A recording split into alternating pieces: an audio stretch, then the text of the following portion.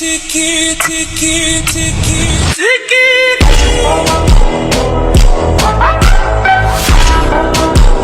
এই ভিডিওটা কম বেশ আপনারা অনেকেই দেখেছেন।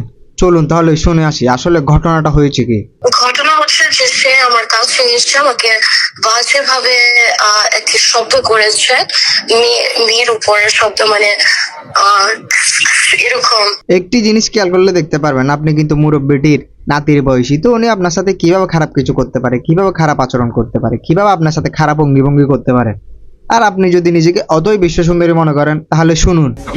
দেখিয়ে তুঝে अंधा भी ना छेड़े।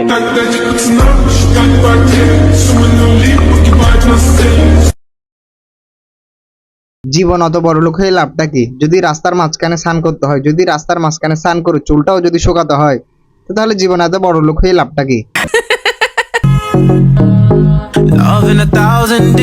এনারা মানুষের যাতায়াতের পথে এসে ভিডিও বানাবে আর ওনাদের গায়ের সাথে একটু লাগলে মানে কি অমনিতে সমস্যা। ভাই একটা জিনিস বুঝলাম না, এই দেশের নাগরিক কি উনি নাকি আমরা?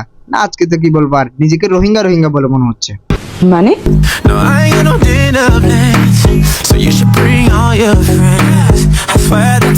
এনারা রাস্তা জ্যাম করে, রাস্তাতে এমন অশ্লীল মার্কার ভিডিও বানালে তাতে এনাদের কোনো সমস্যা নেই, কিন্তু যে এমনি ওনাদের সাথে কেউ একটু ঘুষে যাবে কিংবা ওনাদের গায়ের সাথে কেউ একটু বাজবে, তখন ওই এমনিতে ওনাদের সমস্যা বের হয়ে যাবে। না ভাই বলছি কি, এটা কি বাংলাদেশ নাকি আমেরিকা? আর কি বলবো, এত বড় ক্রিয়েটর হয়ে এটাই জানে না যে জামা কাপড় কোথায় চেঞ্জ করে। ভাই আমার তো মনে হচ্ছে এনার মাথা আর ব্রেন মাথায় নেই, আছে পায়ের নিচে। জানি না। এই সেম একটা কাজ কোন একটা ছেলে যদি ওপেন প্লেসে কোন একটা মেয়েকে করতো, তো তাহলে সেই ছেলেটার অবস্থা কি হতো? আশেপাশে সবাই মিলে ওই ছেলেটাকে মানে কি বলবো মেয়েরে ও 14 গোষ্ঠীর ষষ্ঠী পুজো করে দিত, কিন্তু আজ এনে মেয়ে বলে বেঁচে গেল। তাও একদল মেয়ে এসে বলবে আমাদের সমান অধিকার চাই। মানে এটা কোনো কথা?